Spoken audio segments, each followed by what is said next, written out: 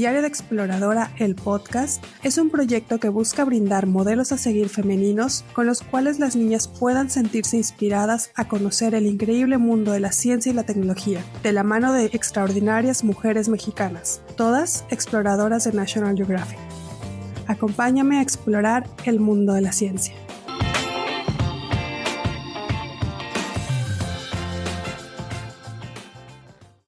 Bienvenidas y bienvenidos al cuarto episodio de Diario de Exploradora. Mi nombre es Victoria Jiménez y los estaré guiando en esta asombrosa aventura explorando el mundo de la ciencia. En esta ocasión tenemos como invitada a la doctora Rocío Gómez. Ella estudió genética bioquímica en la UNAM y realizó la maestría y doctorado en el Departamento de Biología Celular del Centro de Investigaciones y Estudios Avanzados del Instituto Politécnico Nacional. Fue becaria internacional del Centro de Estudios Avanzados en Ecología y Biodiversidad de la Pontificia Universidad Católica de Chile y becaria postdoctoral en el Laboratorio de Variación Genética y Evolución de la Escuela Nacional de Ciencias Biológicas. Desde 2012 colabora con el Departamento de Antropología de la Universidad de Pensilvania en el proyecto Genográfico, siendo la investigadora principal mexicana. Es profesora en Cinvestav IPN y jefa de Laboratorio de Genómica de Poblaciones. Su interés de investigación está relacionado con la caracterización genética detallada de marcadores uniparentales antropológicos, cromosomas Y ADN mitocondrial, de poblaciones nativas americanas contemporáneas. Bienvenida, Rocío, es un gusto tenerte con nosotras. Hola Victoria, muchas gracias por la invitación. Muy contenta de estar aquí tratando de difundir un poquito de mi trabajo de investigación.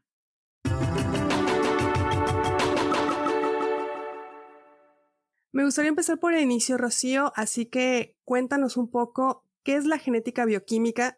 Mira, Vicky, en realidad yo soy química farmacéutica bióloga por parte de la Facultad de Química de la UNAM. Y bueno, dentro de esta carrera, yo realmente cuando iba a decidir qué carrera elegir, pues estaba entre la carrera de biología, que me gustaba mucho, pero también quería conocer un poquito más a fondo, tener un poquito más de diversidad, sobre todo pensando en que, pues, en ese momento también teníamos que tener varias opciones para poder integrarnos a un trabajo, como lo es ahora y como seguramente será en el futuro. Entonces decidí prepararme en esta carrera que tiene una fuerte parte química.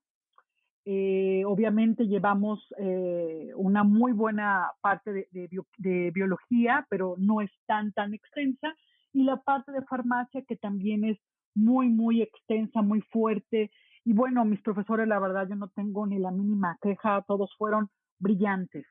Dentro de la carrera el último año teníamos dos opciones: elegir el área de farmacia, es decir, ya especializarse en toda esta parte farmacéutica, o elegir la parte de bioquímica. Y ahí es donde yo elegí la parte bioquímica y pues esa fue la primera parte.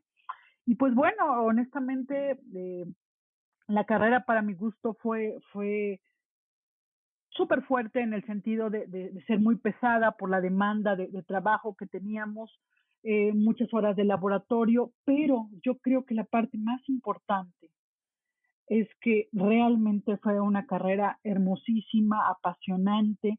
Incluso si tuviera que volvería a elegir la carrera, y obviamente volvería a elegir la Facultad de Química de la UNAM, pero toda la parte que teníamos teórica y el reforzamiento que teníamos del laboratorio, con 6 horas a lo mejor al día de laboratorio, incluso a veces un poquito más, pues hizo que realmente me enamorara de mi carrera.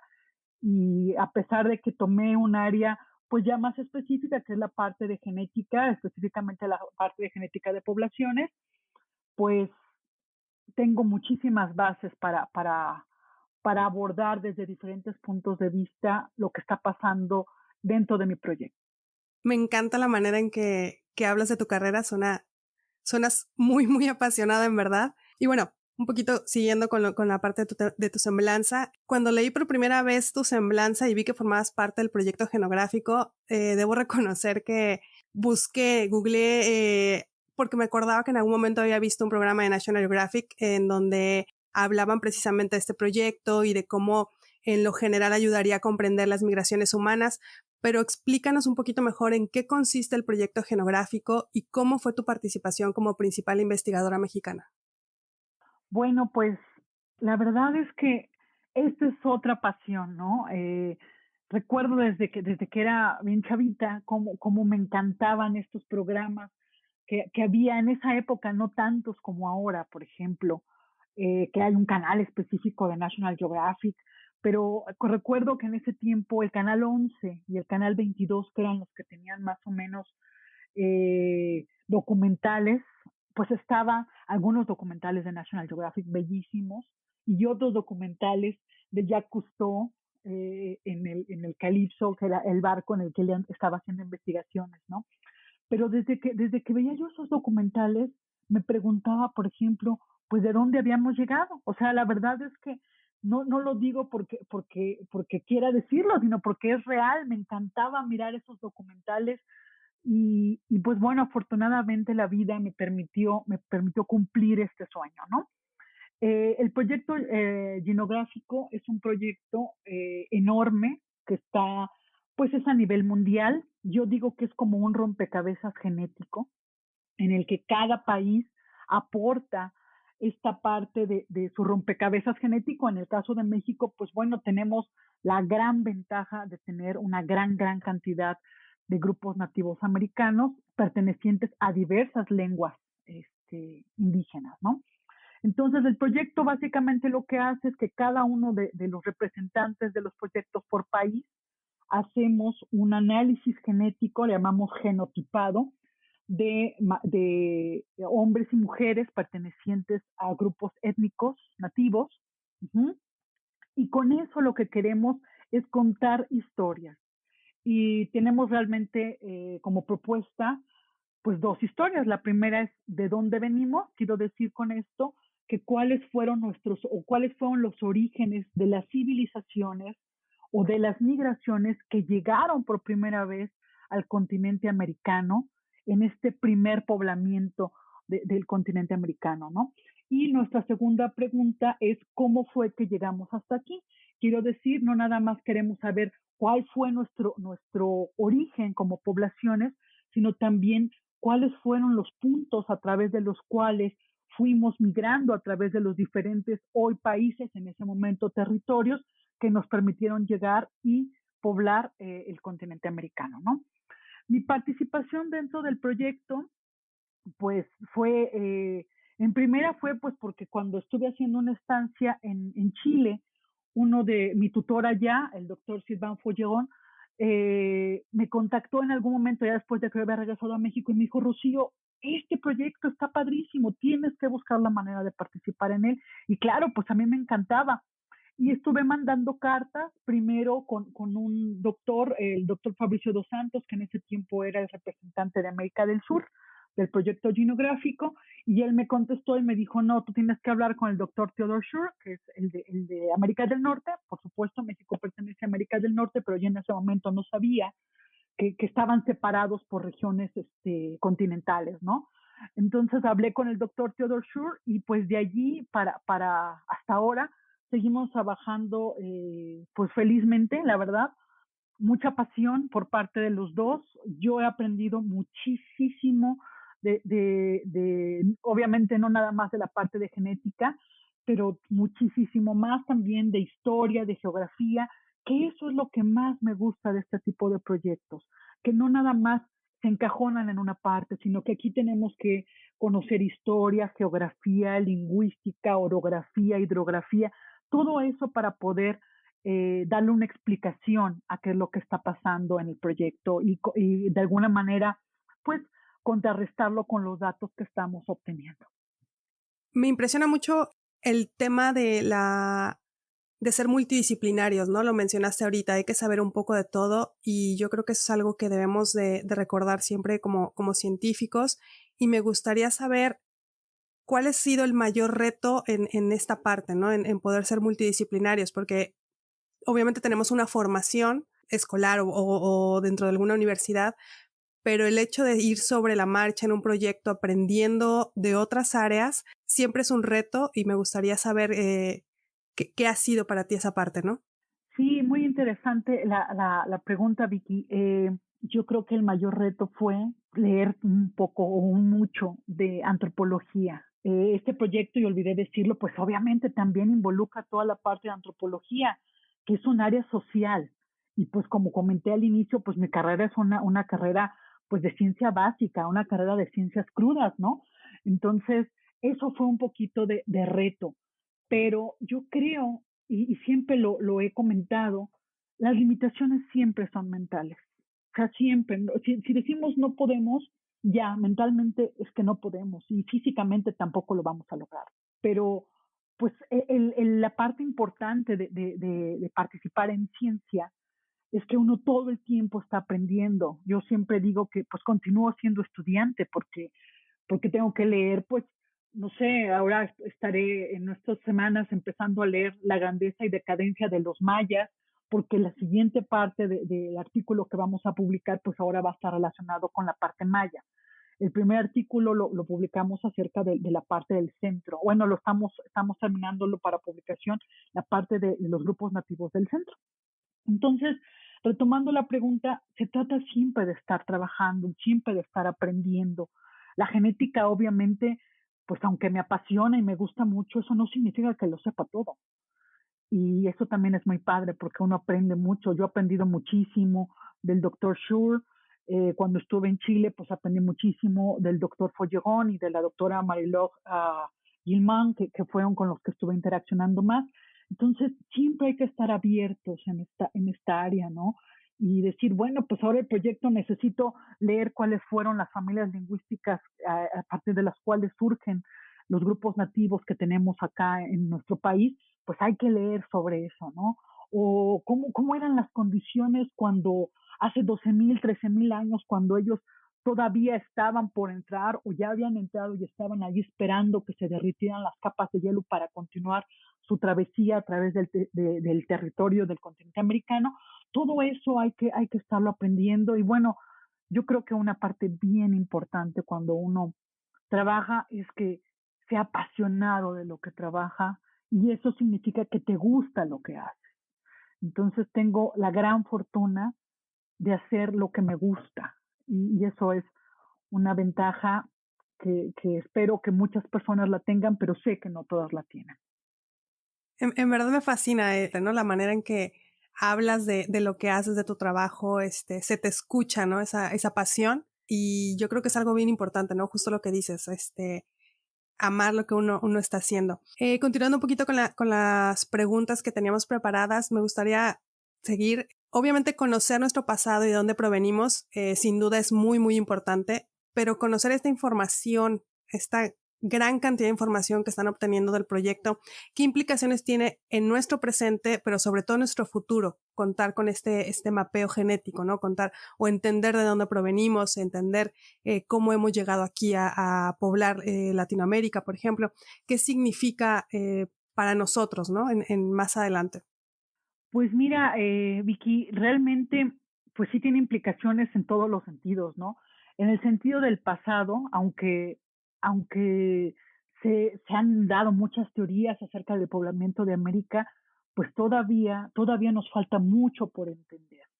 Lo que hemos visto nosotros y que también lo han visto otros investigadores es la gran diversidad de nuestros pueblos nativos, los linajes que ellos venían portando en su genoma, que es lo que ahora nos permite a nosotros saber de dónde veníamos, pues de alguna manera eh, pues nos permite conectarnos con nuestro pasado, que particularmente creo que es muy importante. Conocer nuestro pasado histórico, pues de alguna manera también fundamenta pues todo lo que somos, toda la parte cultural que venimos arrastrando, entre comillas, en nuestro genoma, y también explicarnos por qué somos de alguna manera u otra, por qué tenemos algunas ciertas tradiciones, etcétera, ¿no? Desde el punto de vista presente y futuro incluso, podría decirte que, bueno, también este tipo de análisis nos permite conocer a lo mejor cierta predisposición a algunas enfermedades, ¿no? Eh, nuestro pueblo mexicano, ya lo dije antes, pues somos diversos desde el punto de vista nativo, pero también diversos desde el punto de vista mestizo, ¿no?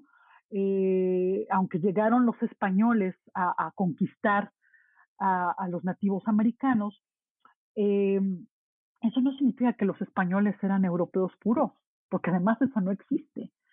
Ellos venían ya con esta carga genética de muchos años de sometimiento moro, de específicamente la parte de donde llegan los colonizadores españoles, pues eran de la parte sur de Andalucía, de Huelva, y pues ahí estaban pegaditos al Mediterráneo, había un comercio muy importante, no nada más de ese momento, sino de siglos atrás, comercio con fenicios, comercio con griegos, eh, obviamente la península ibérica también estuvo sometida por parte de los romanos, de los celtas, de los godos, visigodos.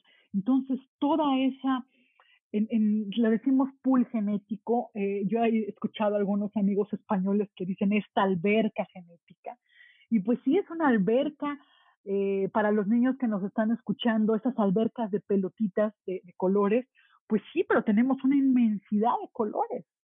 Entonces, toda esta mezcla europea que se junta con la mezcla de diversidad nativa americana, pues genera una arquitectura genética muy particular, tanto en México como en el resto de América, pero bueno, de Latinoamérica, pero claro, cada uno de ellos tiene sus matices, ¿no?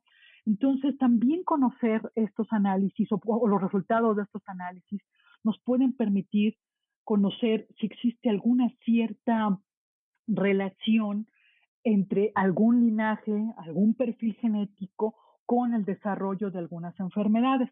Particularmente te quiero contar algo, porque aunque hago la parte del proyecto genográfico, también hago estudio otros aspectos de la genética en la cuestión de enfermedades complejas, particularmente las enfermedades cardiovasculares. Y aquí quiero comentar algo de algunas investigaciones que se han hecho, no por mi parte, pero que he leído a través de todos estos medios en los que ahora tenemos acceso inmediato, de que algunos investigadores decidieron justamente saber si había una cierta influencia pues de los hábitos alimenticios que tenemos ahora, ¿verdad? Y que de alguna manera predispongan a enfermedades como son el infarto al miocardio, el infarto cerebral, que están muy relacionados con la formación de taponamientos de grasa en las arterias, ¿no? Entonces, lo que hicieron estos investigadores es, bueno, pues vamos a estudiar las momias egipcias y vamos a ver a través de tomografías qué cantidad de grasa, que llamamos nosotros placa aterosclerótica, tenían acumulada en su cuerpo, ¿no? Y lo hacen con momias de diferentes tiempos y se dan cuenta de que incluso niños, jóvenes de 20, de 15 años, ya tenían la presencia de la placa aterosclerótica. Entonces, de alguna manera lo que ellos sugieren es que no necesariamente estaba en los hábitos alimenticios, que estoy segura que los hábitos alimenticios que tenían los egipcios en aquellos tiempos son abismalmente distintos a los que tenemos no solamente en Egipto, sino en el resto del mundo, ¿no? Y pues bueno, las enfermedades cardíacas son las que matan a más cantidad de personas en el mundo. Entonces, esto de alguna manera sugirió, y bueno, muchos investigadores también lo soportamos, que las partes el fondo genético que tenemos cada uno de nosotros, pues también puede predisponer al desarrollo de las enfermedades. No necesariamente es los aspectos de influencia del ambiente, los hábitos alimenticios, sino también esta parte genética que nosotros tenemos. Entonces, a nivel presente, poder conocer esos perfiles pues nos permitirán saber, pues bueno, no me van a curar porque eso no va a pasar, ¿verdad? Pero sí puedo estar consciente, o bueno, no va a pasar por ahora a lo mejor, pero sí podemos estar conscientes de que, bueno, yo tengo una predisposición a riesgo cardiovascular, entonces tendré que tener una vida más saludable, a lo mejor hacer más ejercicio, o hacer ejercicio, no estar tanto tiempo sentada, cuidar algunos aspectos de alimentación.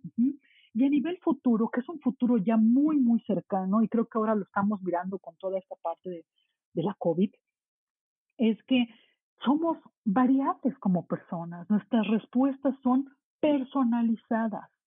Hemos sabido de casos que en las familias el papá tiene COVID y nada más pierde el olfato, la mamá requiere pues auxiliares para seguir respirando, eh, los hijos a veces jóvenes también están falleciendo, entonces eso habla de respuestas individuales y eso apunta a una medicina personalizada, ¿no?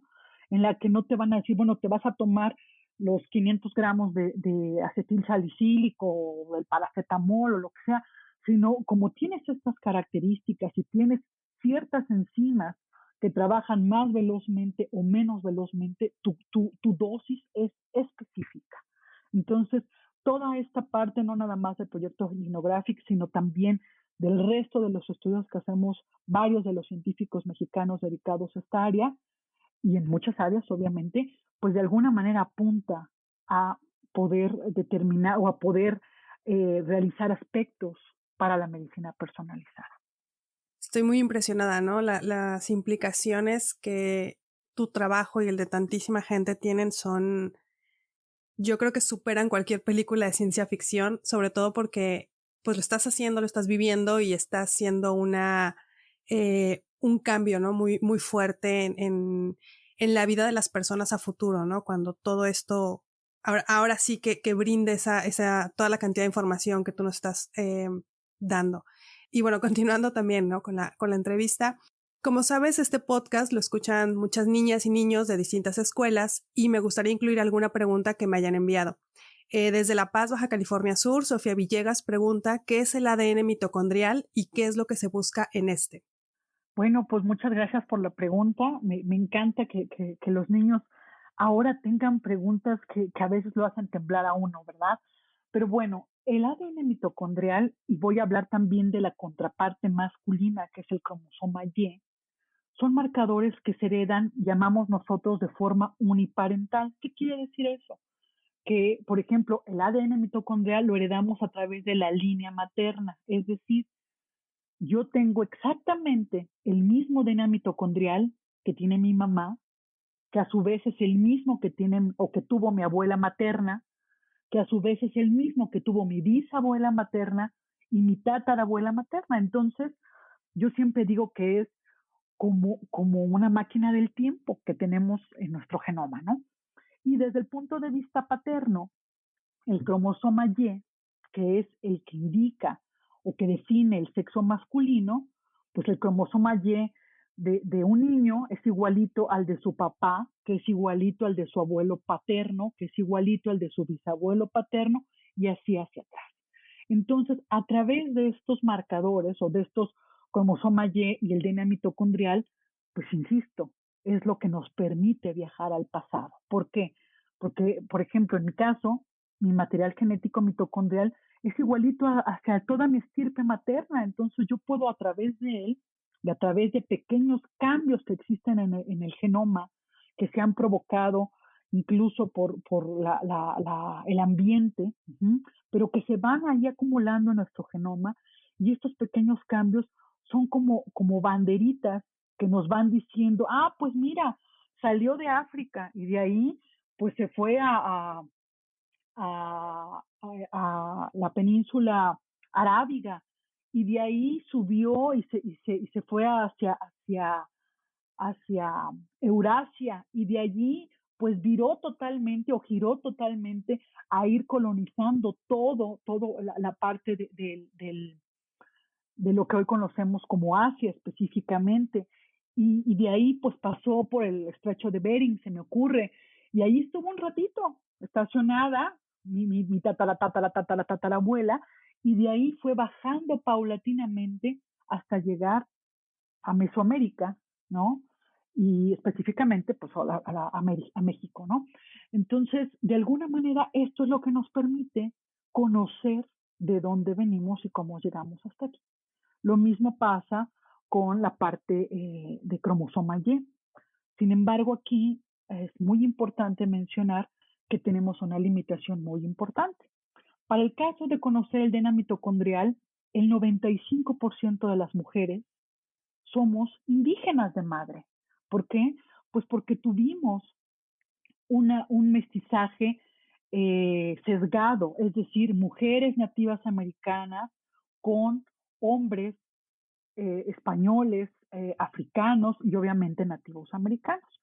Hace unos días leí un artículo donde se estaba haciendo un cálculo en el que aproximadamente de las mujeres españolas que emigraron a América durante la conquista, solo eran 7% del total de la población que emigró. Entonces eso obligaba a que los hombres europeos pues buscaran una pareja nativa americana, ¿no? Entonces, pues por ahí no hay problema, porque pues casi todas tenemos un ancestro nativo americano materno, ¿no? La parte del cromosoma Y es ahí donde yo digo que tenemos alguna cierta problemática, pues es que durante el mestizaje había obviamente intercambio genético y muchos de los cromosomas Y que encontramos pues son europeos, ¿no? O son o que venían justamente en el genoma de los conquistadores. Entonces, encontrar eh, cromosomas Y nativos americanos, pues no quiero decir que sea como una aguja en un pajar, porque afortunadamente pues solamente tenemos 500 años de mestizaje. Todavía encontramos, y bueno, en el artículo que estamos terminando de escribir, pues vemos la cantidad de cromosoma Y, de cromosoma Y nativo americano que existe en en nuestra arquitectura genética, ¿no? Entonces, en estos dos marcadores, pues básicamente nos permiten saber de dónde venimos. Muchos de los hombres mexicanos, muchos, el 50%, son portadores de linajes españoles, particularmente, bueno, europeos, particularmente provenientes de la península ibérica. Pero también un 30, 35, 40, porque esto va dependiendo de la región geográfica que se estudie, pues también son portadores de linajes nativos americanos, que son los que para nosotros, particularmente dentro del proyecto Genographic, pues es lo que más nos atrae, porque son los que nosotros andamos buscando para poder conocer esa parte de la historia de nuestros ancestros. Espero haber contestado con esto la pregunta y si no, pues puedo ser más clara también. No, yo creo que has contestado muchísimo más todavía, de lo que esperaban, ¿no? Y de nuevo, ¿no? Repito, creo que el trabajo que haces es impresionante, tú y todos tus colegas, ¿no? En general, sobre todo por la cantidad de respuestas que nos están brindando ahora, y obviamente la cantidad de preguntas nuevas que están saliendo y surgiendo, y obviamente es un área que necesita y debe seguir adelante con proyectos tan grandes como este. Y bueno, finalmente la pregunta obligada a todas las invitadas es, ¿qué ha significado para ti formar parte de la comunidad National Geographic Explorer? Híjole, la verdad es que creo que nunca me había sentido tan apapachada, tan reconocida, tan ilustrada incluso, en el sentido de que National Geographic, la comunidad National Geographic, se preocupa por seguirnos dando o seguir soportando nuestras investigaciones, pero no nada más desde el punto de vista monetario, lo cual se agradece infinitamente, sobre todo en estos tiempos tan difíciles. La parte más importante es que National Geographic creyó en mí, creyó en mi proyecto y cree obviamente en los proyectos de todas las personas que estamos trabajando con ellos a través de nuestras investigaciones, ¿no? Digo apapachada porque somos súper reconocidos, ellos se encargan de hacernos difusión, de darnos soporte académico. Me acuerdo cuando tomamos el curso, después de haber obtenido el grant, nos dan un curso, no nada más de cómo podemos a lo mejor analizar nuestros datos, porque nos dan soporte para unos programas, para poder graficar algunos aspectos desde el punto de vista de mapas, sino también de todo lo importante que es cómo vamos a difundir la ciencia, desde cómo nos vamos a parar, cómo nos vamos a vestir, la confianza que tenemos que tener en nosotros. Eh, Lamentablemente la gente piensa que los científicos somos gente, pues, que a lo mejor estamos pensando en la inmortalidad del cangrejo o que somos abstractos de pensamiento. Sí, sí lo somos un poco, ¿no? Pero yo quiero que los niños y niñas que nos están escuchando sepan que ser científico no es algo diferente a ser contador o no es algo diferente a ser, no sé, plomero. Y no lo digo con mala intención, en el sentido de que todos nosotros tenemos una formación que nos gusta. Y eso es lo más importante. Cuando uno decide tomar una carrera, la que sea, el primer punto que yo considero que deben de tener en cuenta es que les guste. Uh-huh. Si es la ciencia, fabuloso. Si es administración, fabuloso. Si quieren tomar a lo mejor una carrera técnica, fabuloso, pero que les guste, que les apasione. ¿Para qué? Para que no les cueste trabajo. Y no quiero decir que no nos va a costar, por supuesto que nos va a costar, a veces hay que estar leyendo por horas, hay que seguir estudiando por horas, pero uno lo hace con gusto y con pasión porque de alguna manera te estás alimentando de conocimiento, ¿no?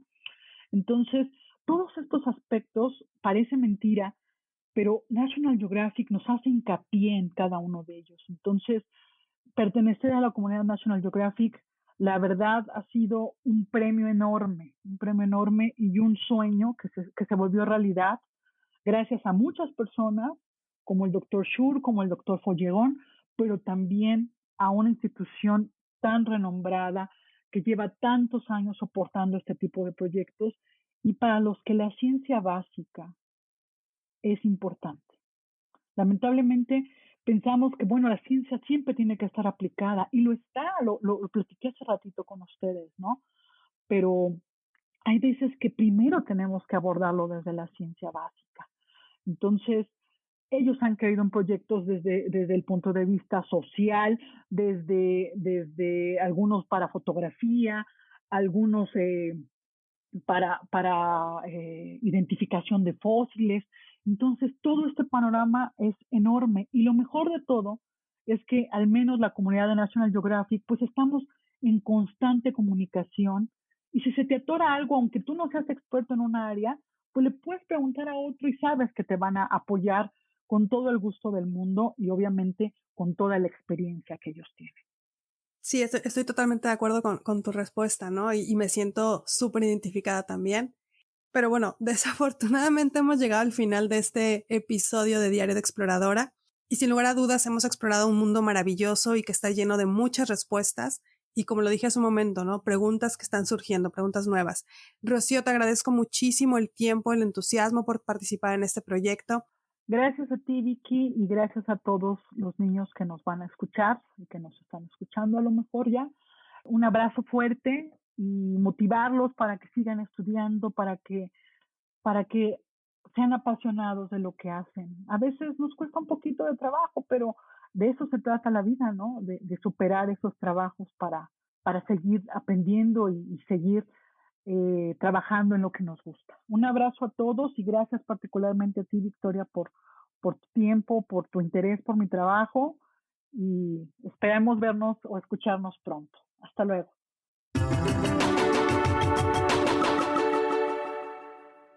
Espero que hayan disfrutado tanto como yo todo lo que Rocío nos ha compartido. Recuerden que pueden seguirme en redes sociales, en Facebook me encuentran como Victoria Jiménez y en Instagram @mar.jimeneze. El hashtag Diario de Exploradora para que puedan encontrar cada uno de los capítulos. Y los espero en el siguiente episodio para continuar explorando el mundo de la ciencia.